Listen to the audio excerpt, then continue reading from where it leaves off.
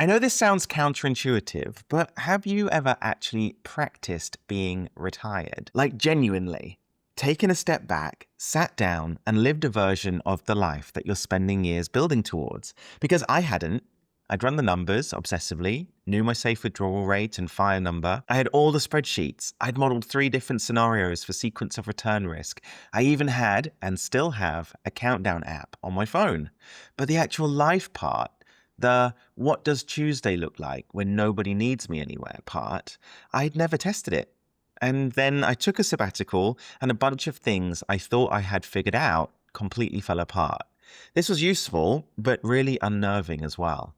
Thankfully, I don't think you need the unnerving version. I think you can get the same data, the really valuable plan-changing data, with much smaller experiments. And this is whilst you're still employed, or you're still earning, and while the stakes are basically zero.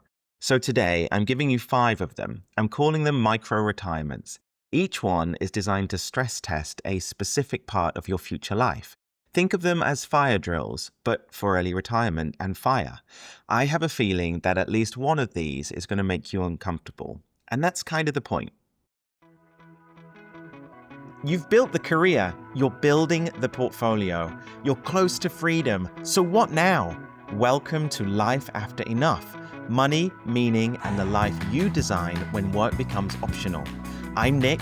I'm racing towards early retirement and figuring out who I become when the job no longer dictates what I do with my time. Let's get into it. Fire culture, and I love this community. I'm in it. I'm building toward it. But fire culture is obsessed with the financial side. And fair enough. As I've said many times before, the math obviously matters. If you don't have enough, nothing else works. But here's what I've also come to believe. Retiring is actually 2 completely separate problems. Problem 1 is having enough money. But problem 2 is having enough life. Most people pour all of their energy into solving 1 and just assume problem 2 works itself out. And believe me, it doesn't. Identity, purpose, structure, social connection, how you spend a random Tuesday when nobody's expecting anything from you. These aren't things that magically appear when you hand in your resignation. These are skills. And like any skill, if you haven't practiced them, you'll be bad at them when the time comes. Now, I've talked before on this channel about my sabbatical, 6 months away from the corporate world, and I'm not going to rehash the whole story. But the thing I didn't understand at the time was that the sabbatical wasn't just a break.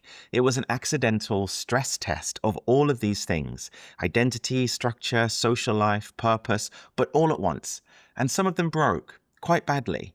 The micro-retirements I'm going to walk you through today let you test each one deliberately, one at a time, without risk, and without quitting anything. Before we get into the 5, I just want to address something, because if you have a partner or a family, some of the experiments require a conversation. And that conversation itself is part of the experiment. And look, not every couple is on the same fire journey, and that's also completely fine. Some of you are doing this together. You're both counting down to the same day. You're both dreaming about the same life on the other side, and that's great. But others are in a situation more like mine. My husband loves what he does, and he wants to keep working. I'm the one pursuing fire and building a portfolio career on the other side. Neither of us is wrong. We just want different things from work. But it does mean that the life we're designing has to work for both versions. His working life and my retired one, running side by side. So whatever your setup is, whether you're doing this in lockstep or on parallel tracks, when you need to have this conversation with your partner, here's how I'd frame it. Use the investment language you both already understand. Something like, we've spent years investing in the financial side of this plan. I need a weekend or a week or a month to invest in the emotional side. Because if I get to fire and I'm miserable, that's not a plan that worked for either of us. The ask isn't selfish, it's the opposite. We're doing quality assurance on the life you're building together or alongside each other. And if your partner pushes back hard on you taking a long weekend to figure out who you are without your job title, that's also data too. That's a conversation you need to have now, not on the other side of your resignation letter. Right, let's get into it. Micro-retirement 1, the unstructured long weekend. So this one involves taking one day of annual leave either side of a weekend to give you a 3-day stretch. Friday through Sunday, Saturday through Monday, just one day of leave. And then no trip, no project, no to-do list, no plans. 3 days with absolutely nothing in the diary. And here's the extra bit that makes this really work. If you can, try and go off-grid, or as much off-grid as you can get to. Put your phone in the drawer. Log out of Slack, Teams, ignore your WhatsApp group chats, whatever normally keeps you tethered.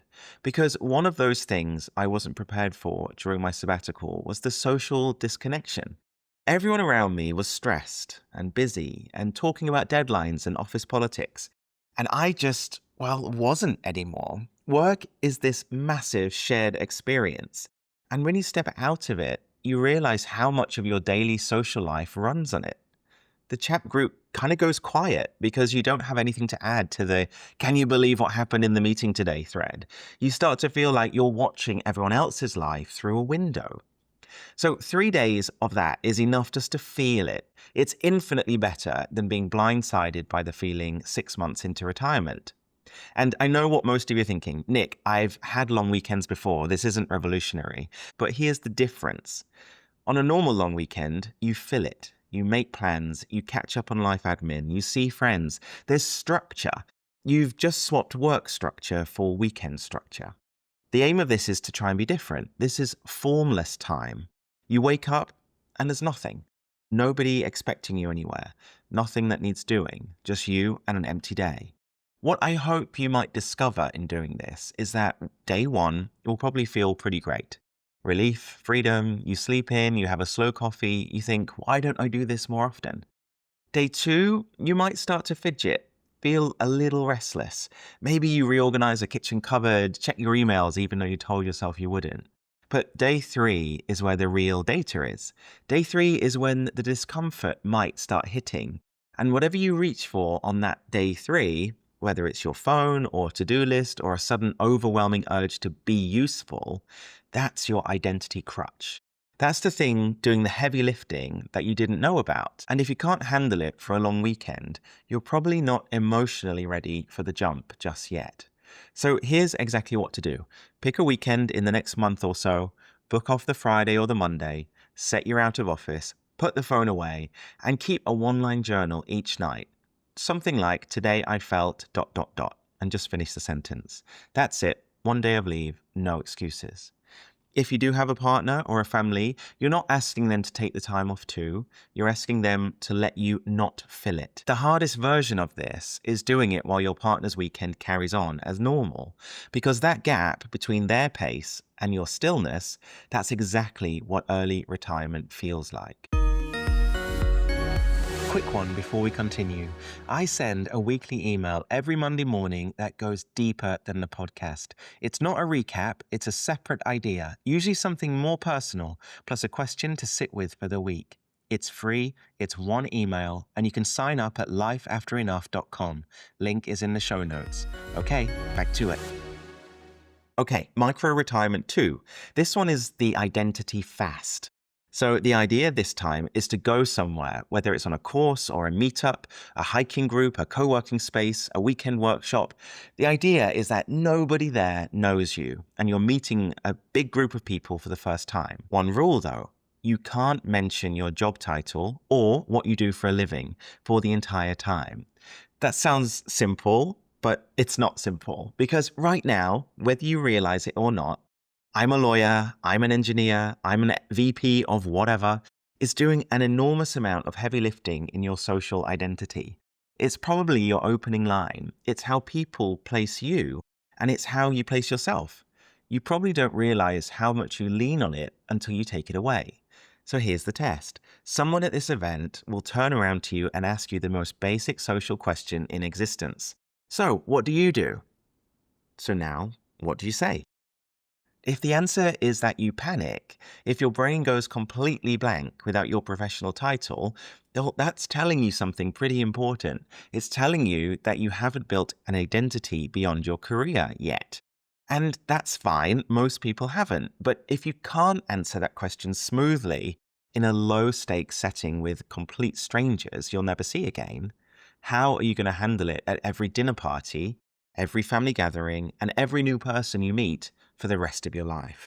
That question doesn't stop when you retire. People will keep asking you, what do you do?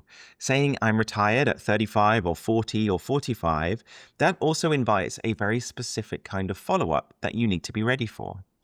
So here's exactly what to do. Pick something within the next 60 days. It doesn't have to be a big trip. It's just a workshop or a meetup in a different part of town, a class you've been curious about, anything where you're just around a lot of new people for at least a full day. And before you go, just think about your answer. You don't need a rehearsed script. Just prove to yourself that you can describe who you are and what you care about without defaulting to your job title. If you have a partner, this one might mean a solo activity. That's not a red flag, it's just the point. You need to discover who you are individually because your partner already knows you as the person who does your job. You need to meet the next version of yourself before they do. Okay, micro retirement 3. This is the Tuesday test, and this is probably my favorite. So for this one, you need to take a random midweek day off. Now, this can't be a Friday. Everyone takes Fridays off. That's just a long weekend. But a Tuesday or a Wednesday, a kind of nothing day in the middle of the week when every person you know is at work. And again, this time, don't fill it with errands or life admin. Just live a retired Tuesday. Wake up when you wake up and see what happens. Here's what this tests. Social isolation. I don't say that to be dramatic. I say it because the retirement fantasy, the one in your head, the one on the blogs, that's beaches and hikes and long lunches and leisurely coffees with friends. But the reality, if you're retiring early, is that 11 a.m. on a Tuesday, the cafe is pretty quiet.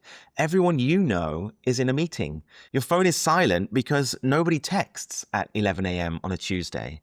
They're all at work, and you're sitting there with a flat white and nowhere to be. Retirement isn't Saturdays. Retirement is Tuesdays. The people who struggle the most in early retirement aren't bored at the weekends. They're lonely on weekdays. The diagnostic here is this. Take off the Tuesday, and by 2 p.m., just check in with yourself. Are you feeling content? Are you checking your work email for stimulation? Do you enjoy the solitude, or did it feel hollow? Did you know what you wanted to do, not just what you should do? Or did you just spend the day drifting and doom scrolling? If you couldn't fill a Tuesday with things that genuinely mattered to you, you've got a little bit of work to do on your retirement plan. And better to find that out now than on the other side. Here's exactly what to do. Book one midday off in the next month. Wake up and just ask yourself one question. What do I want to do today? If you can't answer that question freely by noon, well, that's your diagnostic. If you have a partner, this is the experiment where you feel what retirement actually looks like on days when your partner is at work. Because unless you're both retiring on the same day, a huge chunk of your retired life will also be solo weekdays. That's my reality coming up. My husband will be at work, and I'll be in my retired Tuesday. Better to discover how that feels now than be blindsided by it later. Okay, micro retirement number 4. This is the passion pressure test. This is the one that ruins people's retirement plans. And I mean that as a compliment because better to ruin the plan now than ruin the retirement later. So here's the experiment. Take the thing you always say you'll do when you have time. The thing that's sitting in the back of your head as your answer to what will you do when you retire? Is it writing or coaching, photography, a business idea? Learning an instrument, building something, whatever your version is. Now, do it at a real intensity for 2 to 4 weeks. Not just dabbling on the edges on a Saturday afternoon. Treat it like a real job. Set hours, set goals, show up on the days that you don't feel like it. What this experiment might surface is that a lot of retirement plans are built on hobbies that people enjoy precisely because they're an escape from work. Photography is really fun on a Sunday because it's the opposite of what you'll be doing on a Monday. Writing feels like a calling at 10 p.m. because it's what you do instead of preparing for tomorrow's meeting. But when the escape becomes the main event, when there's nothing to escape from, the magic can sometimes disappear. The hobby that felt like freedom starts to feel like an obligation. And suddenly, the thing you built your entire post-work identity around in your head doesn't hold up. And again, it's better to find that out now in a 2 or 4 week experiment than 6 months into retirement when you've already quit and you're already staring at a guitar you don't want to pick up. I was very guilty of this the last time I quit corporate life. I wanted to be a PT and mountain climber, and I ran boot camps in a London park for a while. All of these things I could have done in parallel to work to test out how it felt and would it be a success. And instead I didn't, and I went nuclear, quit my job, and then started it as my career 2.0.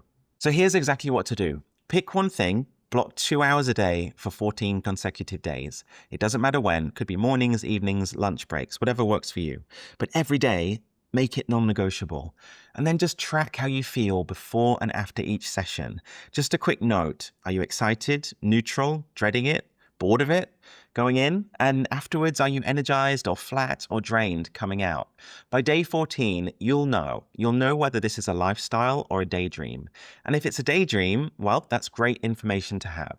It means you need a different answer to the question, and you've got time to find one. If you have a partner, this is actually the easiest one to do alongside someone because it mostly happens in your own time. But tell your partner what you're testing and why. Because if the answer turns out to be, this isn't actually what I want to do in retirement, that probably changes the plan for both of you. Quick pause. If this episode is sparking something for you, hit follow so you don't miss what's coming next. Feel free to share it with someone who'd love it too. It really helps the show to grow. Finally, micro-retirement number 5, the budget dry run. This is the one for the spreadsheet people, and we're back on financial ground, sort of. So here's the experiment. What you're supposed to do for this one is to live a full calendar month on your projected retirement spending. Actually do it. Cap your spending at whatever your FIRE number implies. So if your plan says you'll withdraw $60,000 a year, that's roughly $5,000 a month. That's your budget for this month, for everything. Rent, mortgage, food, transport, fun, everything. And here's what this tests, and it's more than you think. Yes, it tests whether your number is realistic, but more importantly, it tests the gap between your spreadsheet life and your actual life. Because most people's FIRE budgets secretly exclude things. That might be the spontaneous dinner with friends, the weekend trip that wasn't planned but just felt right, the impulse purchase that wasn't necessary but made your Tuesday feel better. The stuff that makes life actually enjoyable is often the stuff that didn't make it onto the spreadsheet. And on the flip side, and this is the outcome people don't expect, you might discover you're spending money right now on things you genuinely don't care about. Subscriptions you forgot, habits that are more autopilot than enjoyment, work-related spending that just disappears when work disappears, which means your number might actually be too high and you might be working longer than you need to. Either outcome is super valuable. Either outcome is data, and data changes and informs plans. So here's exactly what to do. Calculate your monthly FIRE budget. Set it as a hard cap for a full calendar month. Use a tracking app, a spreadsheet, whatever works for you. Just make it real and accountable. At the end of the month, ask yourself 2 questions. 1, what did I miss? And 2, what didn't I miss? Then you can adjust the plan. If you have a partner, and I want to be quite direct on this one, this is a non-negotiable one to do together. Your FIRE budget is a shared reality. Even if you're on different FIRE timelines, and even if one of you will keep on working, the spending level will affect the entire household and both of you. So if your partner isn't on board with the budget you've modeled, that's not a 1-month experiment problem, that's a FIRE plan problem, and you've just surfaced it years early, which is a massive win. So of those 5 micro-retirements, 5 experiments, each one tests something different. And here's what I want you to do right now. I want you to rank them all from easiest to hardest for you personally, because that ranking is the diagnostic, the whole thing, the experiment that sits at the bottom of your list, the one you're already making excuses for, the one where your brain is going, yeah, but that wouldn't work for me because ... That's your homework. That's the gap in your plan. So let me make it really explicit. If the unstructured long weekend terrifies you, if the thought of 3 days with nothing planned makes your skin crawl, you have a relationship with productivity that you need to examine. You've built your identity around being busy, and retirement is going to strip that away overnight. If the identity fast terrifies you, if you genuinely cannot imagine introducing yourself to a stranger without your job title, well, then you haven't built a self beyond your career, and you need to before you leave. If the Tuesday test terrifies you, if the idea of a solo weekday with no plans and no people fills you with dread, you have a loneliness problem that you haven't addressed. Your social life is probably built around work more than you think. And then if the passion pressure test terrifies you, if you're avoiding commitment to your retirement passion at a real intensity because you're worried it won't hold up, well, your retirement plan might be built on a fantasy, and you need to know that now.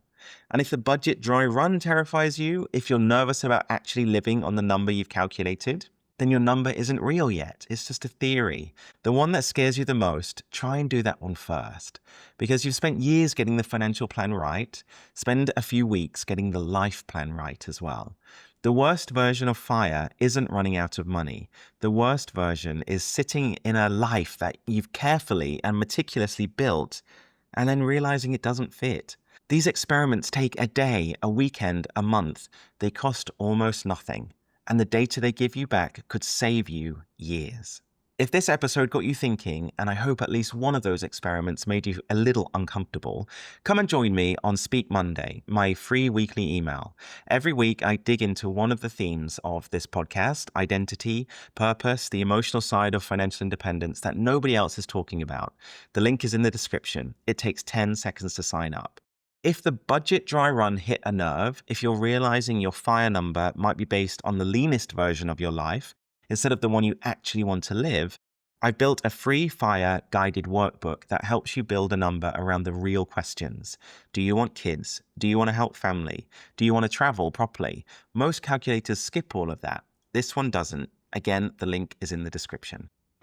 Thanks for listening to Life After Enough, a podcast about money, meaning, and the life you design when work becomes optional. If this episode made you rethink your future, share it with someone who's starting to question the script too. You can follow the show wherever you get your podcasts. I'm your host, Nick, and I'll see you next week as we keep building a life that's truly ours.